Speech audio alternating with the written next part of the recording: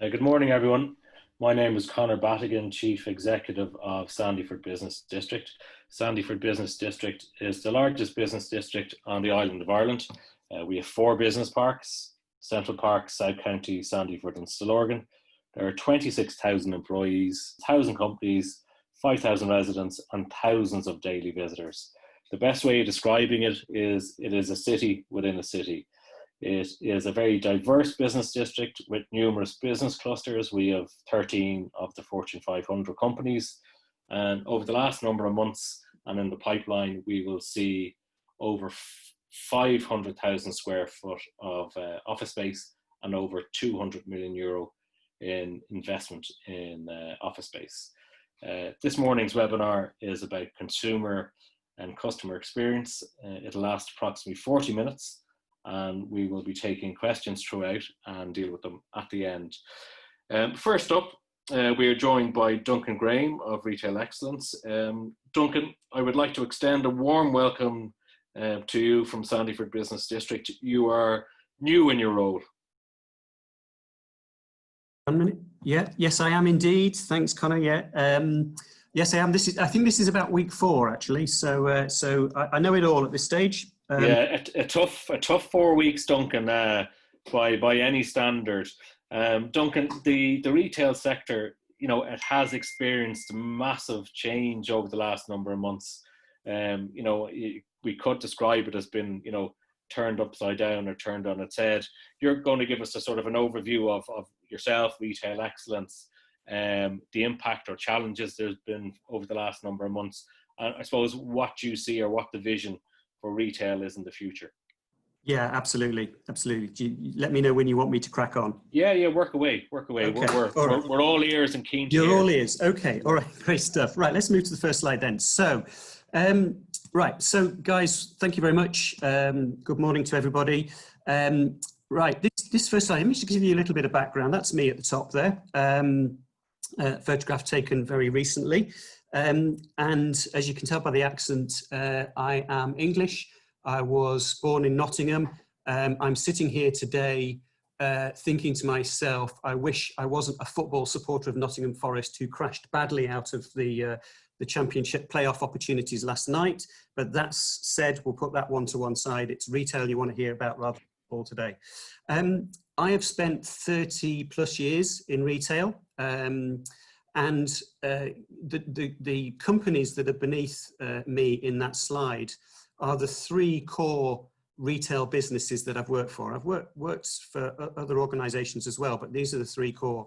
So I'm just going to take you through it. I joined Marks and Spencer's, having left college as a graduate in their graduate entry scheme. And at the time, I remember reading a book that was given to me that said, Marks and Spencer's, or M&S, Britain's most efficiently managed company. And that was back sort of late 80s, early 90s. And certainly, the one message that I picked up in my time with M&S was the word efficiency. M&S did things extremely efficiently in those days. And some would say, were quite arrogant in terms of their approach. And I think they came with their comeuppance came in around the end of the 90s, 98, 99, when, certainly the business started to drop. They were the first £1 billion profit business, retail business in the UK, and they started a bit of a downward spiral after that stage. I actually left around that time, and by that stage I'd moved over to Ireland. I was working initially in Cork and then up in Dublin. And I was headhunted to go and join Brown Thomas. This is in the late 90s. And I joined Brown Thomas at a very interesting time. As you can recall back, those of you that are old enough to remember it, the economy was on the up in Ireland. Brown Thomas was the place to be, it was the turn of the millennium and all of that sort of thing. And I had 3 years working as general manager in the Grafton Street business. Phenomenal business, phenomenal turnover, highly luxurious, as you can imagine. But the one big message, the one big thing that I took out of my time with Brown Thomas was service. Brown Thomas did service like nobody else. And it was completely different. M&S did service, M&S provided you with products at the right place at the right time.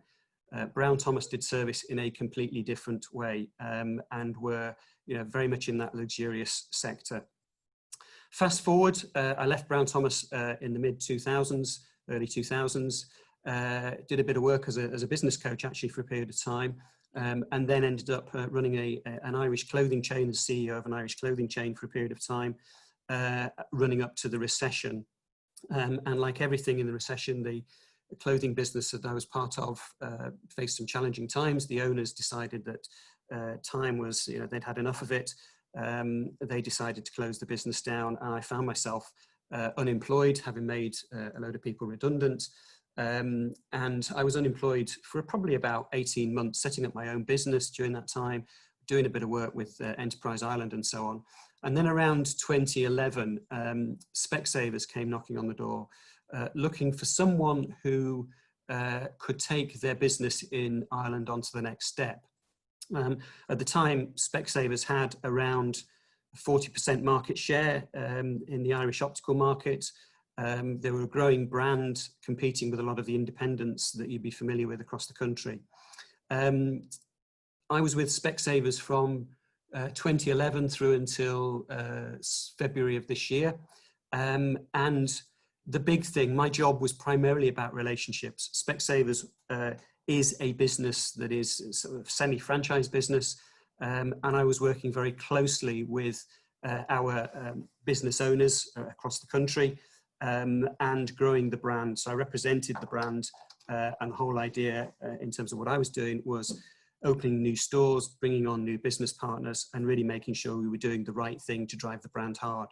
And the key bit that I took out of that, the sort of 7 or 8 years that I spent with Specsavers, was relationships.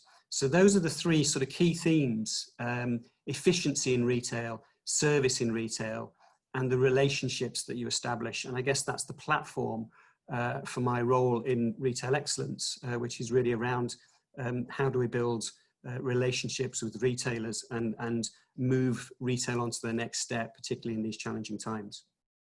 So if you can just move the slide over there, please, ladies. So pre-COVID, I'm sure many of you remember those days. They weren't that far away, but let's just take you back 12 months, yeah? And just a bit of a reminder as to what we were facing.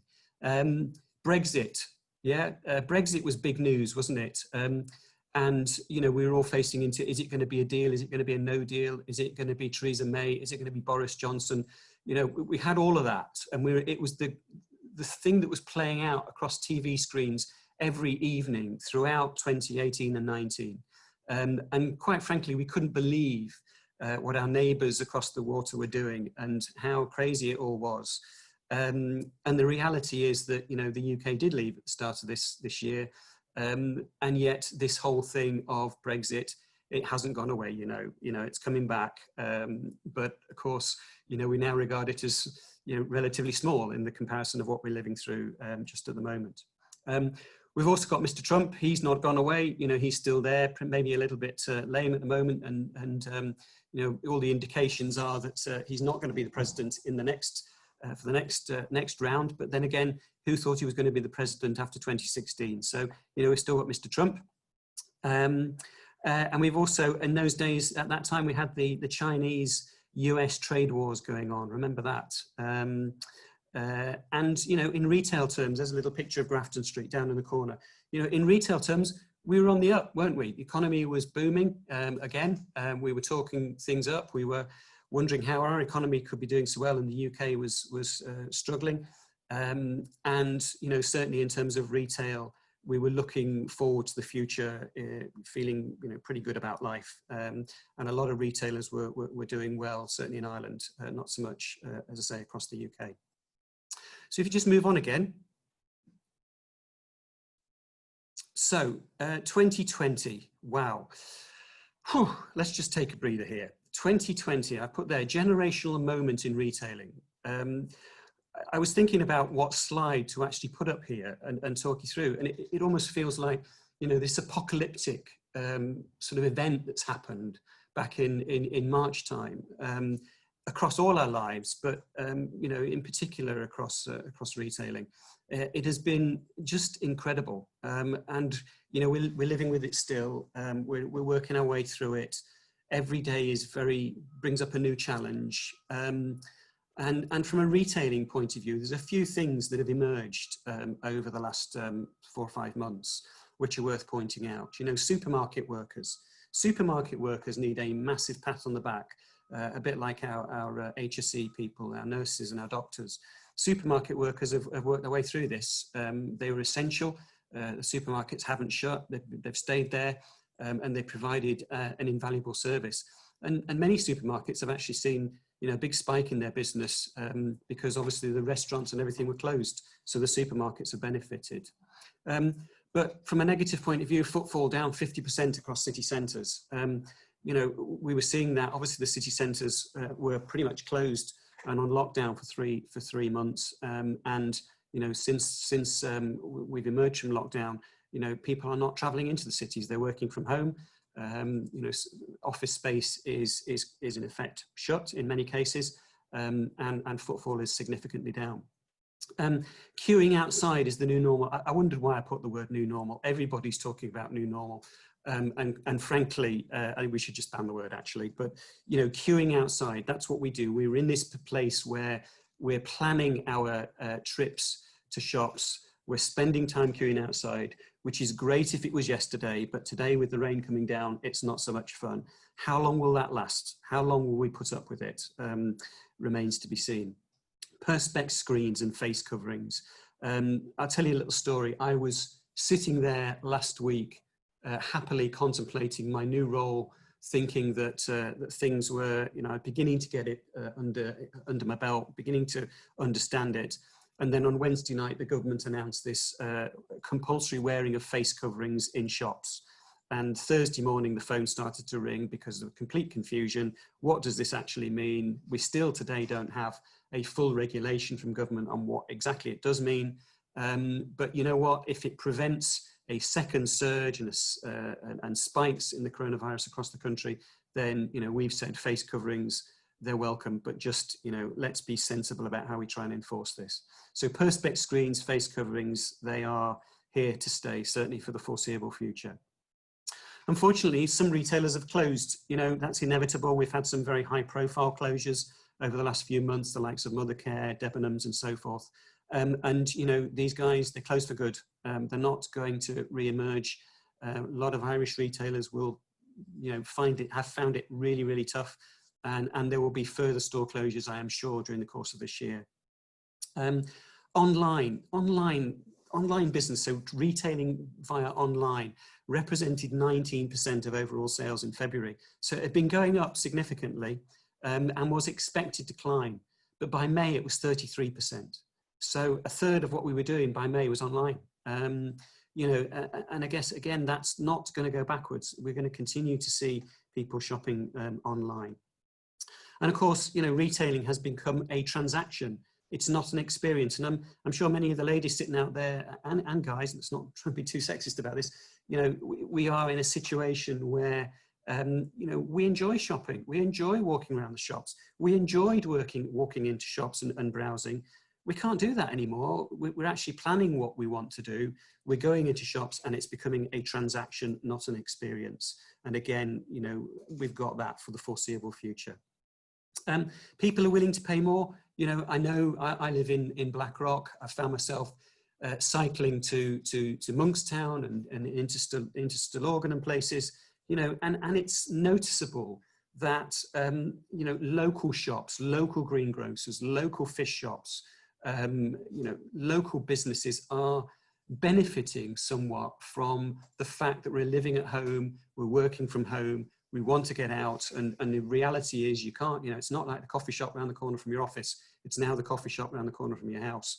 And, you know, people are actually willing to pay more to support local. That's a really positive sign. We're members of this Champion Green initiative that you may have seen being launched. You know, absolutely right. Let's get the money back into the local economy. And then the final point on that of what's happened over the last few months is that, you know, we've very much moved into this customer care is customer service. You know, we talked about customer service being really important in the past. It's now around customer care. People want to make sure that they're being looked after in shops, so the face mask wearing, the hand sanitization, the queuing and all of that good stuff. So customer care is customer service. And those are the things that have really happened, and they've happened massively and quickly. It's been an enormous transition over the last few months. We're now setting the canvas, if you like, for what's to come over the next few months. So the next few months are crucial. And I think that these are some of the trends that are going to emerge. First off, footfall will continue to decline. Yeah, we've seen it happening. We will see city centres and shopping centres continue to readjust. They will not have the footfall moving through them that they've had in the past. If you look at what's happening across the country, we have no tourists, we have no foreign students visiting, we've nothing like that. We're doing our best as a community to go in and out of our stores, but it's inevitable that footfall will continue to decline, certainly through the start of the autumn months. However, whilst that's city centres and shopping centres, we will also see a situation where footfall could increase in the local community. This ongoing shop local, shop conveniently, and discover those things that are around that you perhaps didn't realise were around before. George's fish shop in Monkstown has been the one for us. We've suddenly become great fish addicts, and we're willing to queue there to get fantastic food. And a lot of people, I'm sure, are doing something similar.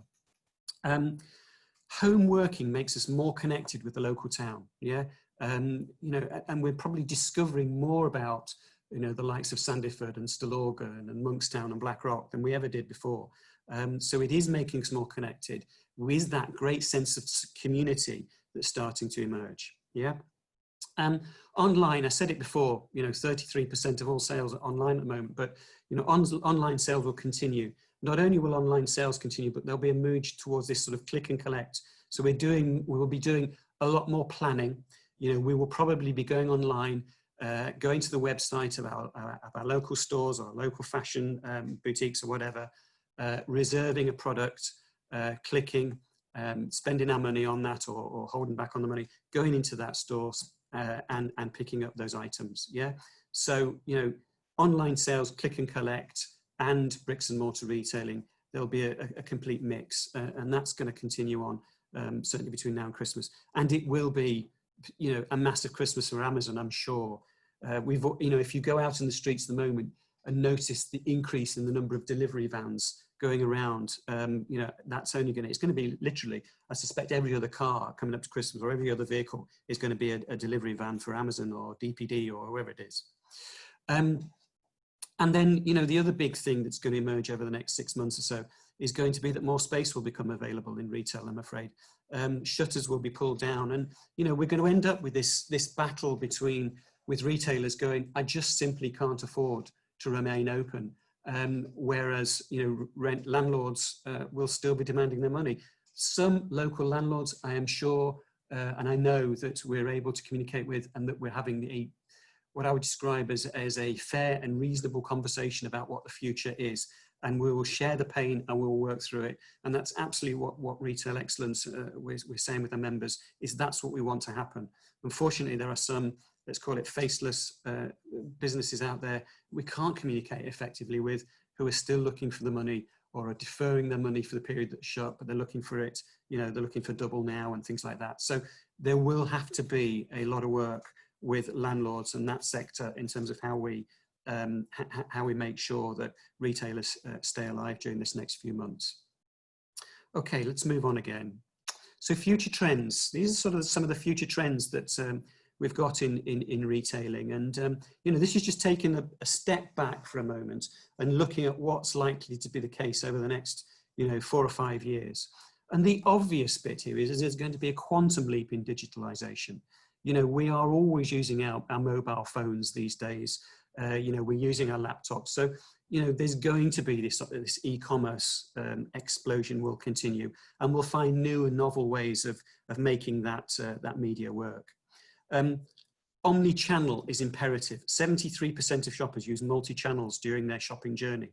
What's this about? Well, if you're walking down Grafton Street, as I was yesterday, you won't just be going in to browse. You'll be thinking, where can I buy these pair of jeans, you'll be going online, you'll be looking for it, you'll be picking out the shop, you'll be going in and you'll be buying it that way. So there'll be lots of that. There'll be lots of use of social media and all of that stuff. So, you know, multi-channels multi-channels retailing is the way to go.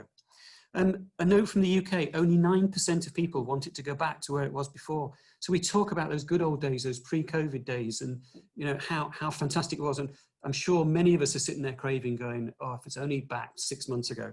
Reality is, you know, there's going to be a lot of people out there that are going, there's things that we've got from this, you know, the shopping local bit, the ways of working that we've now got used to, that we won't want to go back to where it was before. Yeah, so only 9% of people want to go back. And shopping local will continue as we bond with our community. And again, I guess one of the good things that's going to come out of all of this stuff is that community awareness. You know, we're all doing things for other people. I know during COVID, I was spending my mornings just, you know, taking the dog for a walk, picking up the newspaper from the shop at the end of the road and taking it to the elderly neighbour that lived in the street. You know, so we are bonding with the community. We're getting to know each other. We're getting to find our way around. You know, those walks that we were doing under lockdown, you know, we're getting to find our way around a community. We're meeting people that perhaps we didn't meet before. We had time during lockdown to meet and talk and discuss. And that's brought this sense of community to the fore, and shopping local will only enhance that. I've put this point, enhanced hygiene and cleaning will be high on people's agenda. Yeah. No more will it be right to walk into a store where it doesn't feel clean, it doesn't feel hygienic. You know, we'll be turning our noses up at that and we'll be walking straight out. You know, retailers will have to be sanitizing, they'll have to be deep cleaning, they'll have to make it feel safe for shoppers to come in. So enhanced hygiene and cleaning will be high on people's agenda. And then probably one of the biggest things here, zero touch retail will become important. Yeah, retailers will play to our other senses. So, you know, again, I'm thinking of those of you that walk in and out of a clothes store, you know, an M&S, a Brown Thomas, a River Island, whatever it may be, and that you walk in and out of those stores. You know, in the past, we would feel garments, we'd look for texture or feel for texture. That was part of the experience of retailing. You know, it was that touch, it was the feel, it was what's the feel of the fabric and all of that stuff. Yeah, we can't do that anymore. At least we can't do it effectively anymore. And you know, if we do it, if we do try something on in the fitting room in Arnott's, for example, you know, that garment then remains off display for probably 3 days before it goes, you know, it goes through a period of being sanitized and steam cleaned and all of that before it can go back in. You know, these are the sort of challenges that retailing is now facing. And on another aspect of zero touch, how many of us are using cash? It's all tap, isn't it? So that type of thing will continue. So retailers in the future will be playing to those other senses. What we hear, what we taste, what we see will all be important to the retail journey. And then finally, under those points, we need to rebuild trust with the customer. Absolutely, we need to rebuild trust. You know, they kind of get it, but we need to make sure they trust the fact they can come into stores. We need to offer a supercharged service. You know, I said before, it's about customer care, not necessarily customer service. But once customers have got used to the fact that we're caring for them, we need to supercharge that service, not just in what we offer them when they walk in through the store itself, through the four walls, but also what we offer them in terms of service online, a service through click and collect, a service through digital media, through social media and so forth. Yeah. We need to help the high street to flourish. You know, the high streets will decline, but they will also emerge again. It's vitally important that we help high streets to flourish and emerge, and you know that we push as retail body into government to enable that to happen. Yeah, and the store will go to the customer digitally. So what I mean by that is, you know, you'll probably be able to view on your smartphone or on your iPad a journey through a store like you've never done before. So it won't be about necessarily walking into the store. It'll be about, you know, calling up that store on your iPhone and actually having a look through to see exactly what it is you want to buy, almost like a digital customer journey that could be adopted for the future. So those are some of the trends that are facing us maybe over the next 5 to 10 years. Those are the ways that things will go. Just the final slide to you today is, and this is probably a message out to retailers, but I guess I was thinking about this, it probably applies to all of us, and that is, don't sit in silence. You know, I was talking to somebody earlier today, and I'm saying there are a lot of small businesses out there. It's particularly relevant, obviously, in hospitality and retail at the moment. A lot of small businesses out there that are currently going, where do I turn next? What do I do? Who can I talk to for the practicalities of financing, or how do I pay my suppliers, that sort of thing? To, you know, who do I talk to that I can actually just go, I'm not feeling great at the minute. It's not, you know, I'm not in a good place. I don't know what's happening. Who is it that's out there that could actually just give me a little bit of mentorship, a little bit of guidance? And, you know, the message here is, you know, don't sit in silence. You know, groups like ours, like Retail Excellence, we're here for our members. We've got a real opportunity. We've got lots of partners out there that we work with who sit in, you know, particular categories, who are only too willing to talk to members, retail members, and provide guidance. So the message here is, don't sit in silence. Open it up, talk to people, network, get mentored, become a mentor if that's what, you know, you want to do, and you can provide that service. And let's just make sure that we all emerge from this together, and we all emerge stronger in the long run. Thank you very much. Many thanks, Duncan. Some great insights, some slightly worrying statistics as well. I have to say, Champion Green is a great initiative, and it's good to see that being promoted. If I may tell you about my online shopping disaster.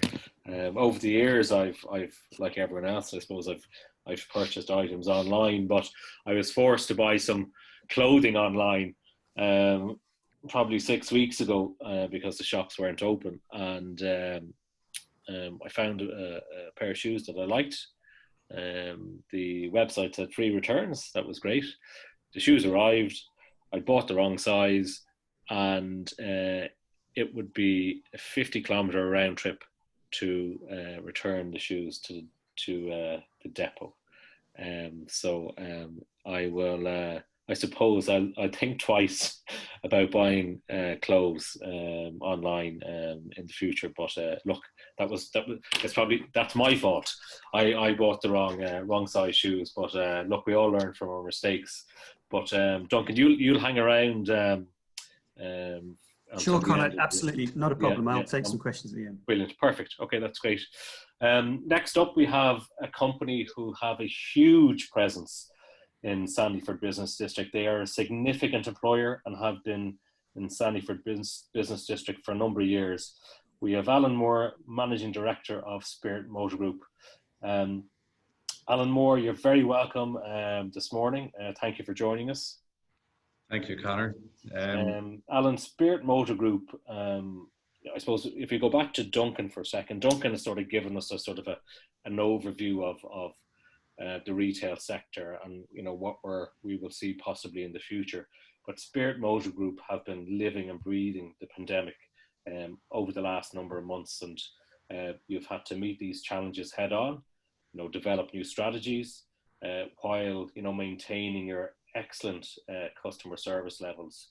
So Alan, can you provide like our listeners with an overview of Spirit Motor Group and how you've met these challenges and still maintained, your customers and provided, you know, that excellent level of customer service? Sure. Well, good morning, folks. Like Duncan, we faced, many challenges, but I suppose what ours is more specific is because it's one particular business within industry and one particular specialty that we have a long established history of. To give everybody just a brief outline of Spirit Motor Group, we were established in 2004, but we're part of the OHM group, so we have a long history and heritage as an actual vehicle importer, a truck, bus, generator. It's a very big business, and Spirit would be the retail arm. It represents, we have 9 centres representing quite an array of different brands, and within that, it's back, as was Duncan's point, it's we've luxury brands, we've more utilitarian brands, we've commercial vehicle brands. So, we've between Jaguar, Land Rover, Ford, Skoda, Seat, Volkswagen, even a transit center. So a very broad portfolio within our businesses, and within that, our actual customers and how we engage with them. To give everybody just a sense of scale, there's plenty of motor dealers within the country, but in terms of groups, a sense of scale, on average, there'd be 1 in 5 cars sold in the country would be represented by Spirit Motor Group of our brands. We've embarked and just completed a 3-year redevelopment and renovation strategy for a lot of our facilities. So in terms of actually preparing where we thought business was going to continue and where we'd done our strategic planning, we were in a good space. The market was, regaining strength. It still had some issues. We were preparing and changing for the actual change with technology, hybrid electric. We'd invested. We were ready. I suppose the actual principles of our actual business, if you just go on to the next slide. The business philosophy that we would have built the business on since 2004 was very much based on the customer first principles. Our business would be different than a lot of businesses traditionally out there, because for us to sell something, to sell you something, we need to buy something from you, i.e., where you would trade in a vehicle. And then in addition to that, we would actually continue the journey of looking after the post-sale relationship with servicing, maintenance, etc., crash repair. Very much what underpinned our business philosophy was, personalization, flexible, respectful, and individual because of the portfolio we carry. Transparency, I think, is hugely important because it's very important to be trusted and open with the customer best interests at heart. And I think where we have previously worked on that, it became one of the key learnings as we moved into a more digital platform.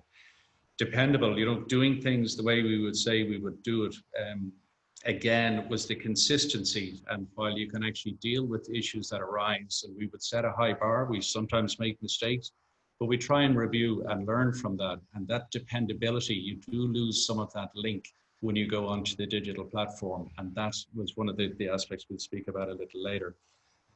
Making the customer feel special, back to the care, back to looking after, and making the customer feel that they're actually valued, not only, as I say, for today on the purchase, but for tomorrow with looking after the customer on their journey.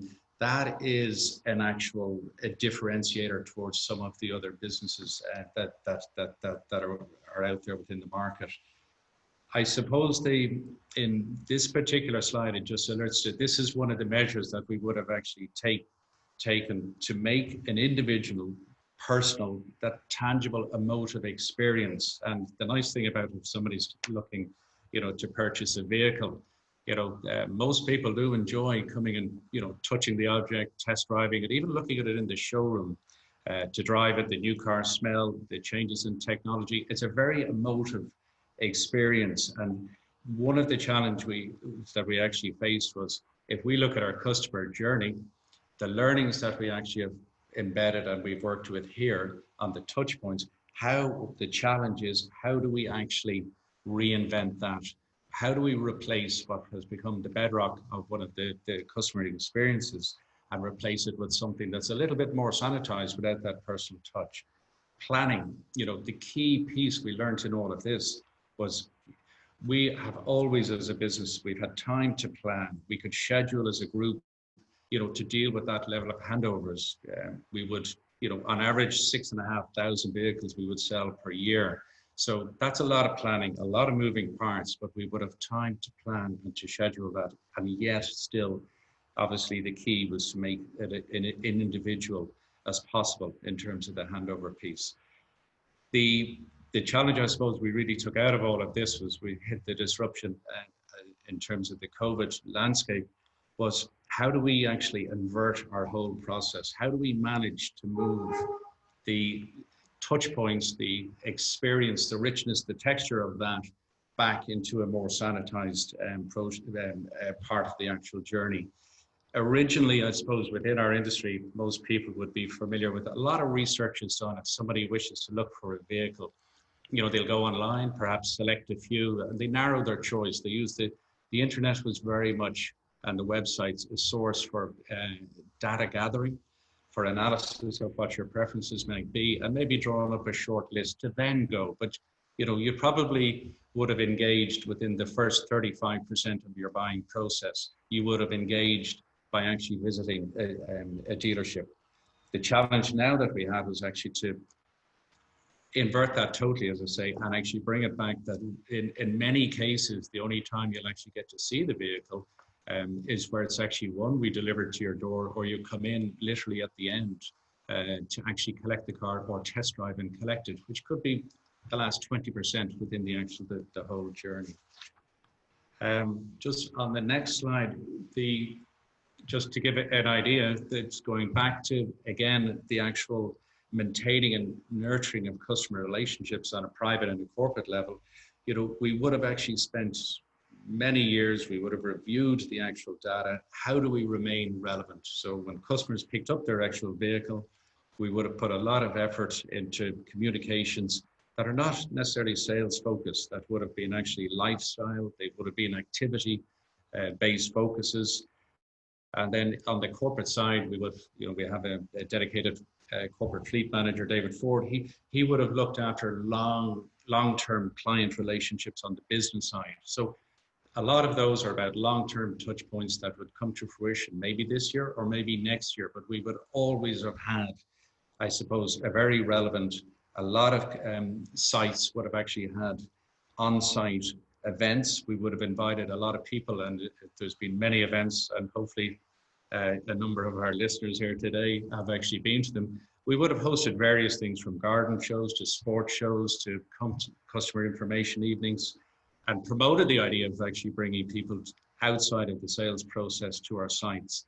And that stopped, obviously, literally overnight. And even now, even with all the social distancing, I don't think we're in that position at the moment that people would even feel comfortable coming if you even had an event. So overnight, that channel was pretty much wiped out in terms of keeping in contact. If we could go on to the next, just to give a little bit of detail around how we would have actually, how do we know and how do we measure ourselves of what we actually do? You know, pre-COVID, we had a lot of defined processes in place. We have a lot of data analysis on a daily basis going through to all of our managers. So we're very used and comfortable to analyzing data behind the actual business. Our manufacturers and our brand partners would actually hold us to all customers would receive a sales and an after sales survey. So we're very used to that. But in addition to that, we would have actually developed at the very early stages a number of years ago, our own in-house HTML to touch with customers and asked a very simple question: were you happy with your experience with us today, yes or no? And that allowed us to, not only for ourselves, but for our staff and colleagues to be comfortable with the whole online engagement feedback, and we built it over the years. Net Promoter Score, to give you an idea, what our brands would actually do there is that it's no longer good enough that if it's, would you like to give somebody 4 or 5 stars?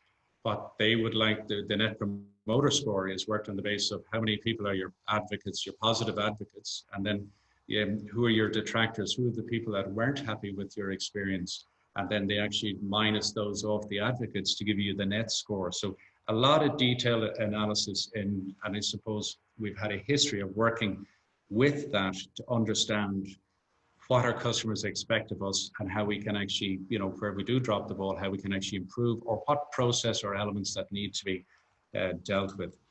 During the lockdown, I suppose we had our biggest challenge was the fact that time was not on our side. You know, if we look back, you know, all businesses have been very busy up to the event of this. We had established timelines. You know, you can do your planning, you can review your data. GDPR, and I'm sure everybody around the table is delighted to hear that word pop up again. It's like Brexit. But the one thing we did have at the time was the benefit of time to be able to plan how we could integrate GDPR and all the disruptive elements and assume it within the business without actually taking away from the actual the revenue side of the business. Change in technology, customers, you know, migration towards hybrid electric vehicles, which is going to be key within the area of South Dublin and Sandyford. Again, we have time to plan it. We can work we can schedule it, we can actually understand what we need to do in terms of investments and how we're going to orientate our business to maximize that opportunity. But with COVID, what really happened was that we found our business running to a new clock.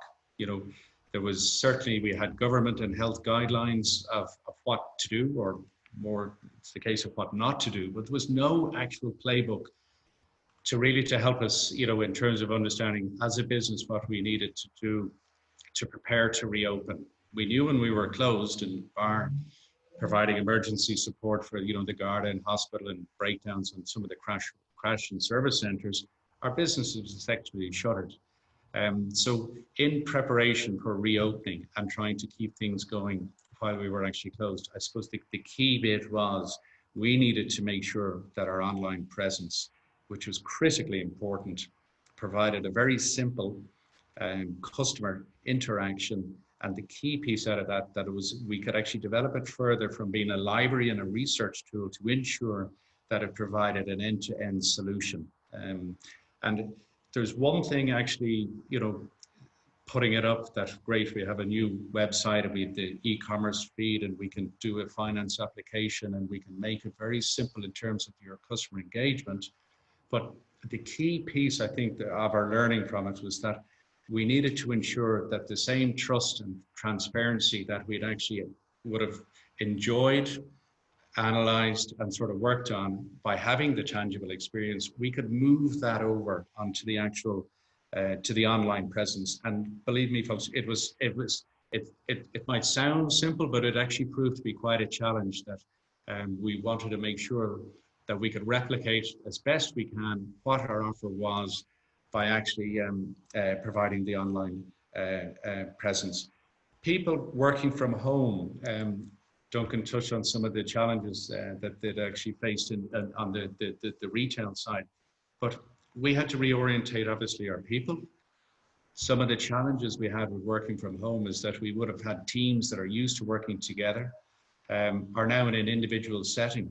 They're actually back at home, and one of the risks and concerns was in terms of the productivity and how we actually link it against this tight timeline.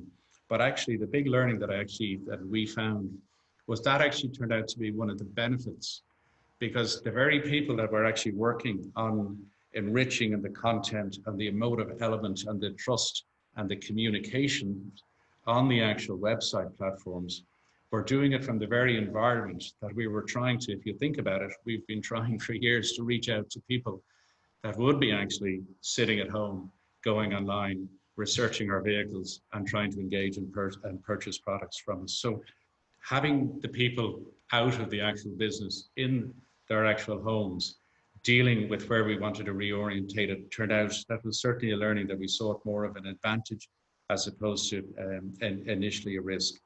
Simplifying the process, absolutely. That meant we went through it ourselves just to make sure that at every point, if we were a customer walking in, and we did some testing among colleagues from different departments, if you wish to go in and navigate through, can we make it as simple? You know, people are used to the, I suppose, Amazons and etc. like that.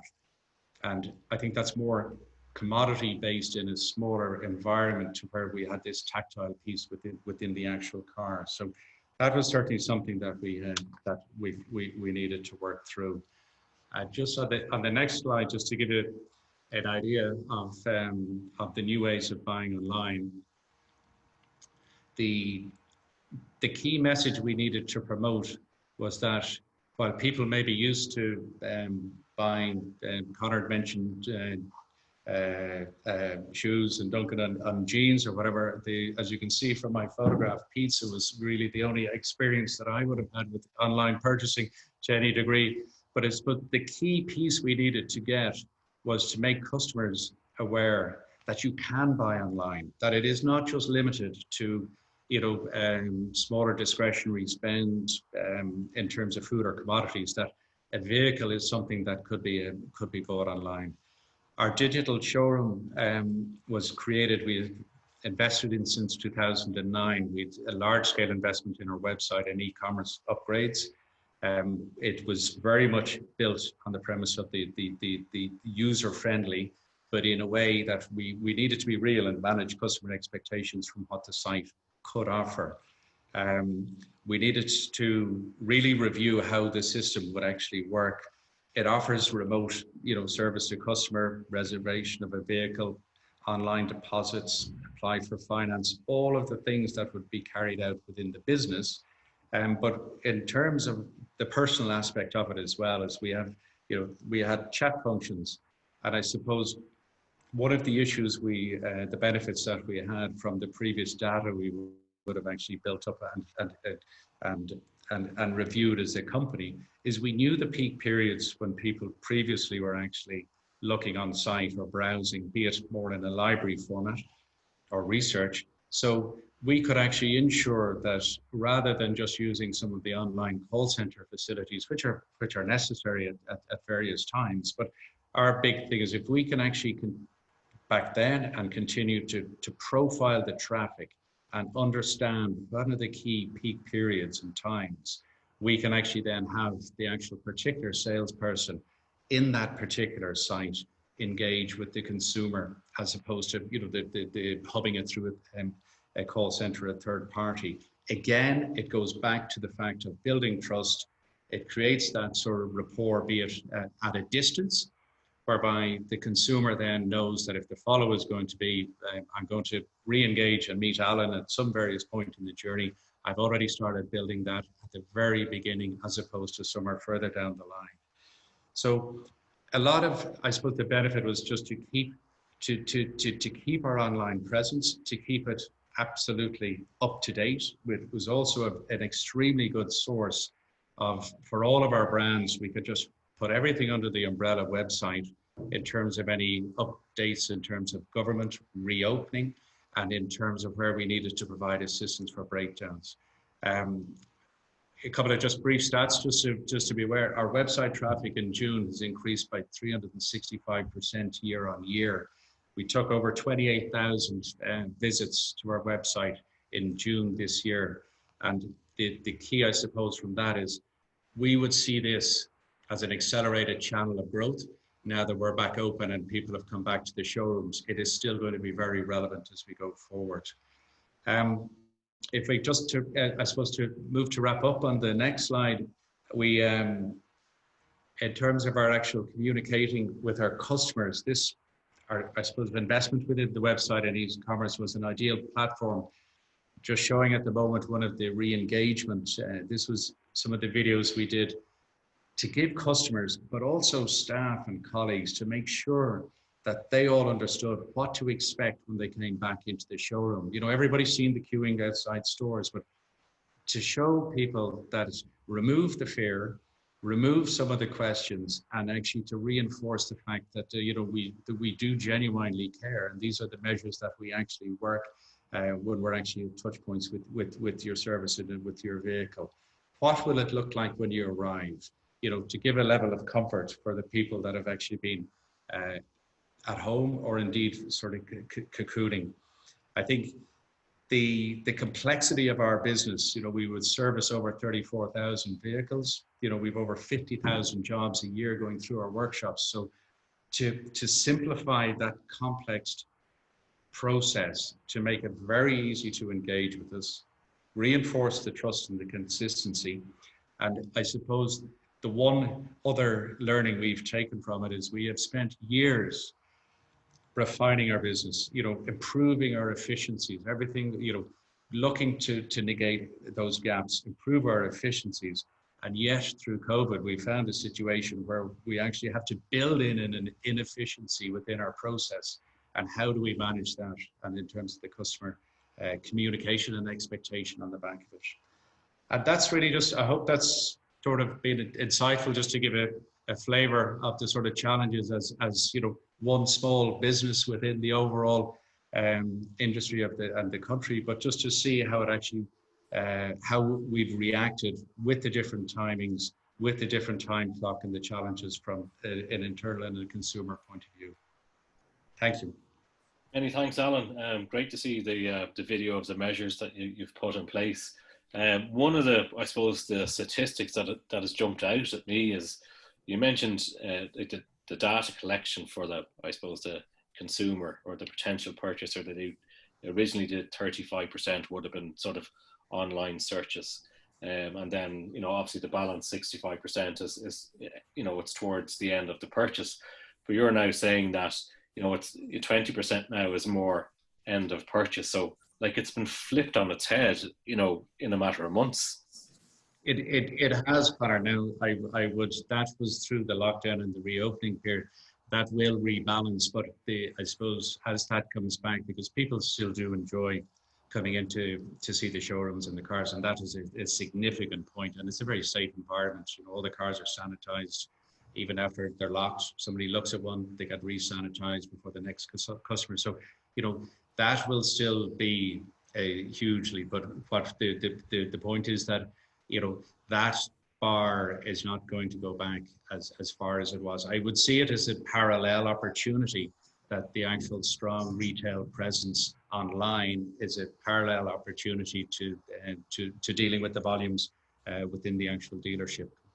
Yeah. As you said, Alan, like it's a very emotive purchase, and many of us have bought cars, and the new car smell, and the whole, I suppose, the process about buying it into the showroom, looking at the different options. That's part and parcel of the whole experience. But what you're saying is, there will be an element of online car sales, and it'll probably grow into the foreseeable future.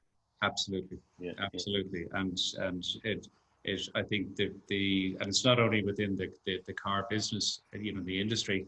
I think the benefit for companies that have an emotive or a tangible asset that actually, engages with that earlier, and again, through ensuring that they find something to create that richness and that texture of the content and trust, ultimately it's I would see it, we would see it as certainly a huge opportunity into the future. Okay. Alan, if I could just ask you to just hang on for another few minutes. One or two questions coming in. But Duncan, if I can ask you to jump back in. Footfall, like will the shoe leather footfall, is that ever going to recover? Certainly not to the extent that we had before. Very definitely not. And I think it goes back to some of the points that both Alan and I have made. There will be the gradual move, well, not even gradual, very fast move online, as we've seen. And, that is inevitably going to impact footfall. I mean, we're saying at the moment that we're seeing footfall in Dublin city centre down about 50%. Now, we don't have, obviously, the visitors coming to the city centre as we would have had before, but even with those people in place, we're always going to see footfall down. I guess we just need to get to a point where it bottoms out. And we can start to see exactly what the impact is going to be in the longer run, but we're certainly not going to see what we saw before. Yeah. And just in terms of an online presence, there's a question coming in or has come in. Like an online presence, I take it if you don't have an online presence, you're going to be left behind. Yeah, absolutely. I mean, we in Retail Excellence over the last few months have run a series of e-commerce webinars for retailers, and we were active in pushing for grants for members as well through government. And in fact, there was Enterprise Ireland grants, which about 50% of the grants that were offered came through to Retail Excellence members. And that's really the whole idea with that was, support from government to set up e-commerce platforms across retailers. And frankly, if you've not got it, I mean, I think the classic one I read was, if you look at the sales of Primark, Pennies rather, Pennies Primark, through the lockdown period, went from something like 650 million euros a month to zero, because they didn't have an online presence. So, it's vital that if you've not got it, you're going to suffer in the future. Okay. And then just one last question on for you, Duncan. When I know my own personal experience, some stores are not accepting cash, and that's their strategy going forward. So, like, is there a right time, to do that, to make that decision? One question has come in. I suppose it depends on the business. It does, and look, I know. I was actually thinking back when I was looking at this to about the late 90s, when there was something in a place that I was in the UK at the time called Mondex, and it was the idea of setting up a cashless society using a card and get rid of checks and all that sort of thing, and it failed miserably at that point. Now the world's moved on enormously. I'm not convinced that we're going to see the end of cash very quickly. I think we're still going to see it there.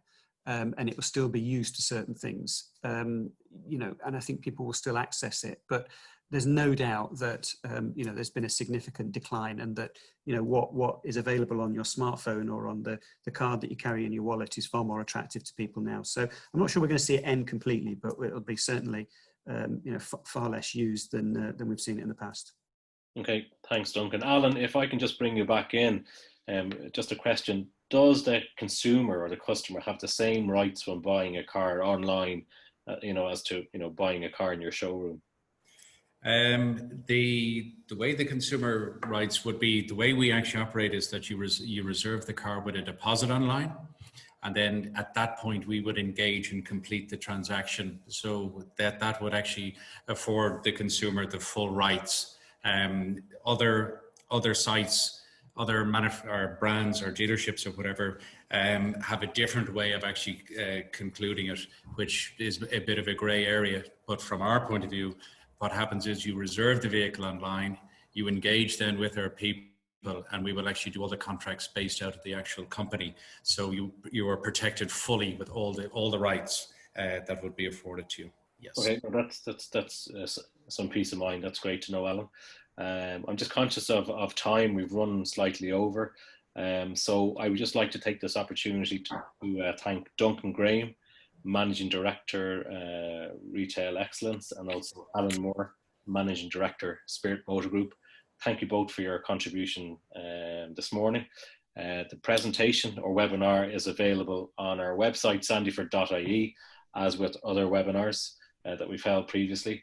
And the contact details for both Spirit Motor Group and Retail Excellence will be on that webinar on our website. So that's sandyford.ie.